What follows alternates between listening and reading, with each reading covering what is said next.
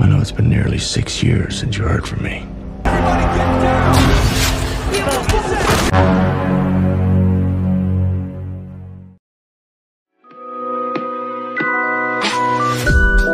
Halo semuanya, kembali lagi bersama saya Jul di Namatin Film. Pada video kali ini saya akan membahas alur cerita dari sebuah film yang berjudul Shot Caller.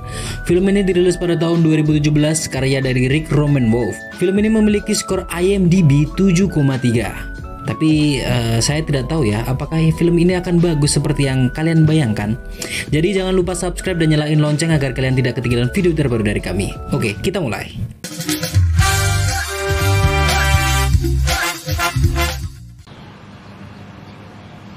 Film ini menceritakan tentang seorang pria bernama Jacob. Jacob adalah seorang pialang saham yang memiliki hidup normal sekaligus seorang ayah yang mempunyai seorang istri dan anak yang masih kecil. Pada suatu malam saat perjalanan pulang dari pesta bersama rekan dan istrinya, mereka bercanda sambil mengendarai mobil dalam keadaan teler. Tak diduga, terjadilah kecelakaan yang menimpa mereka. Kejadian itu menewaskan rekannya sehingga Jacob dijatuhi hukuman 7 tahun penjara. Jacob yang baru pertama kali masuk penjara harus bisa beradaptasi untuk bisa bertahan hidup di dalam sana. Terlihat ada seorang pria kulit hitam yang lugu dan terlihat lemah yang masuk bersamaan dengan Jacob. Pada malam pertamanya, pria tersebut mendapatkan pelecehan seksual oleh para tahanan di situ.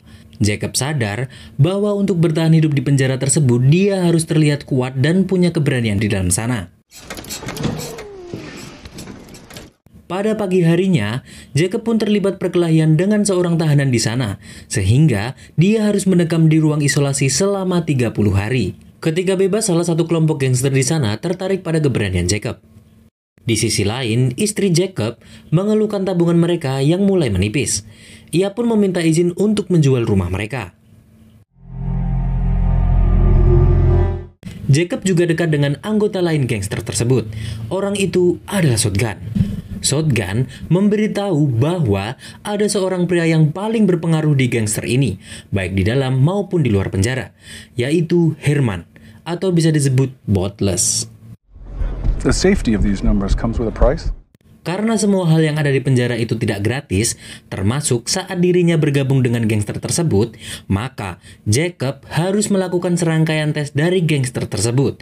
Salah satunya adalah menyelundupkan narkoba yang dimasukkan ke lubang neraka agar tidak diketahui oleh para sipir.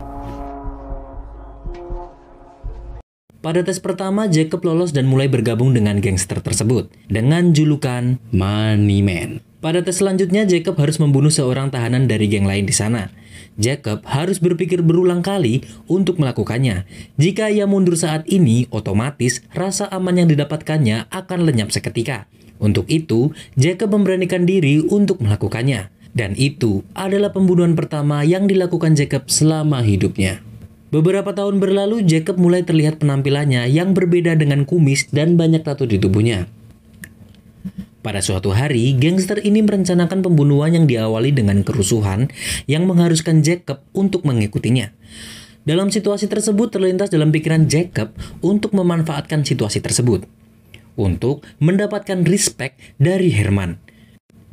Saat salah seorang tahanan mencoba menyerang Herman, Jacob langsung mengejarnya dan berhasil membunuh tahanan tersebut sehingga Herman merasa berutang budi padanya.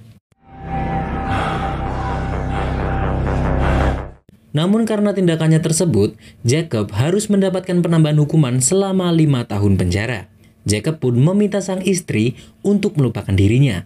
Hal tersebut membuat istrinya semakin sedih. Jacob pun dipindahkan ke penjara lain yang dimana penjara tersebut mengurung tahanan dengan tindak kriminalitas berat. Saat sampai di selnya, Jacob langsung bertanya siapa orang yang paling berpengaruh di sini. Teman sekamarnya yang bernama Ripper dan sesama anggota gangsternya pun mengatakan bahwa Redwood lah orang yang cukup berpengaruh di sini. Setelah saling bertatapan muka dan melakukan percakapan untuk berkenalan dengan Redwood, dia juga memberitahu penguasa sebenarnya di gangster ini adalah The Beast.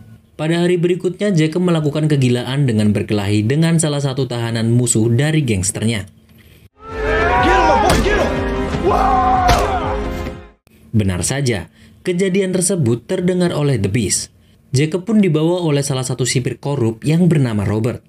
Robert telah menjadi anak buah The Beast dan membawa Jacob untuk bertemu langsung dengannya.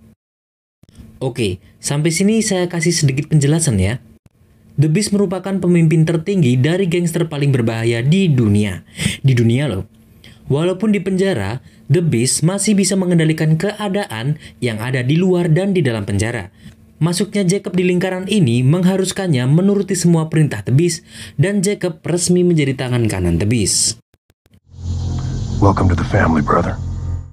Beberapa tahun pun berlalu. Jacob mendapat pengurangan masa tahanan sehingga beberapa hari lagi dia akan bebas bersyarat dari penjara tersebut. Hal ini membuat Jacob lega karena akhirnya dia bisa mengakhiri mimpi buruk ini dan kembali ke keluarganya. Tapi, kesialan kembali lagi mendatangi Jacob karena The Beast memberikan tugas kepada Jacob untuk mengurus bisnisnya di luar sana. Jacob yang menolak pun dipaksa untuk mau karena mengancam keselamatan keluarganya jika dia menolak. Lantas, Jacob pun menuruti perintah The Beast. Setelah keluar dari penjara, Jacob pun disambut oleh Shotgun yang sudah bebas terlebih dahulu. Dia pun mengajak Jacob berpesta untuk menyambut kedatangannya. Tapi tiba-tiba terjadi penembakan di pesta tersebut, yang sepertinya ditujukan kepada Jacob. Dan entah siapa yang menyuruhnya. Everything okay? Esoknya Jacob menemui Herman. Jika kalian masih ingat, Herman merupakan pria yang pernah ditolong oleh Jacob waktu di penjara. Tujuan Jacob datang ke sini adalah untuk berbisnis senjata sesuai dengan perintah dari The Beast. Dengan semua tindakan Jacob saat di penjara, membuatnya mendapatkan kepercayaan dari semua orang yang berpengaruh di lingkaran ini.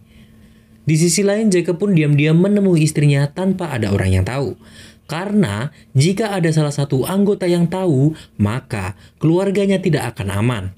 Jacob pun memberikan uang kepada istrinya namun dia menolaknya. Nah, sampai sini saya jelaskan semua situasinya. Setelah semua yang dilakukan oleh Jacob, sebenarnya semua itu adalah keinginan untuk bertahan hidup yang mana jika ia tidak jadi apa-apa di penjara, mungkin saja sekarang dia udah koit ya. Namun permasalahannya sekarang adalah Jacob sudah terlanjur terjebak dalam kehidupan gangster ini tanpa bisa kembali ke kehidupan yang dahulu. Tak bisa tinggal diam, Jacob pun memutuskan untuk membuat sebuah rencana demi mengakhiri ini semua, dimulai dengan membunuh Shotgun. Yang ternyata adalah orang di balik penembakan di pesta waktu itu. Karena ternyata Shotgun telah menjadi informan dari DEA. What you tell Kutcher? Selanjutnya Jacob tinggal mengurusi bisnis The Beast. Jacob sudah menyiapkan rencana untuk menjebak para anggota geng termasuk dirinya sendiri agar tertangkap dan kembali masuk ke penjara. Dengan diam-diam, Jacob memberikan koordinat di tengah perjalanan di mana terjadinya transaksi yang sudah dibocorkan oleh Shotgun sebelumnya.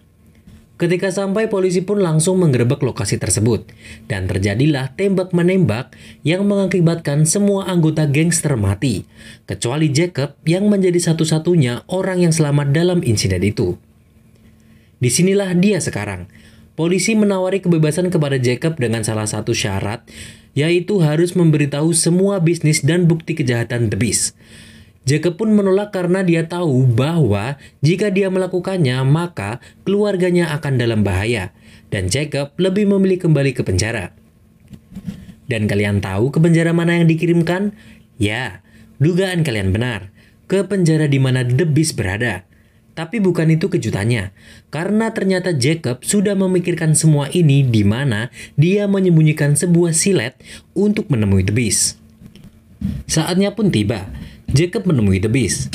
Di tempat yang sama, The Beast yang sudah tahu bahwa Jacob berkhianat mengatakan bahwa keluarga Jacob akan mati di luar sana karena telah mengkhianatinya. Saat akan dibawa kembali ke sel, Jacob mengeluarkan silet yang dia sembunyikan itu untuk mengancam Robert masuk ke dalam kurungan. Jacob pun mengambil kunci kurungan tersebut dan membuka kunci kurungan The Beast. Disitulah terjadi pertarungan antara Jacob dan The Beast.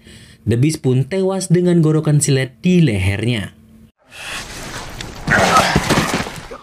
Jacob menjadi salah satunya yang berkuasa di sana sekarang.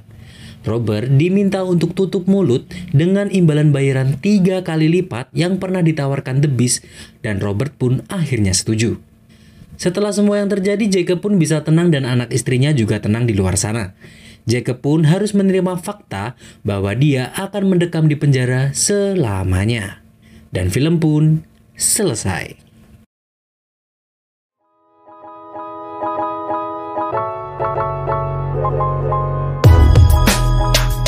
Jadi begitulah alur dari film Shot Caller.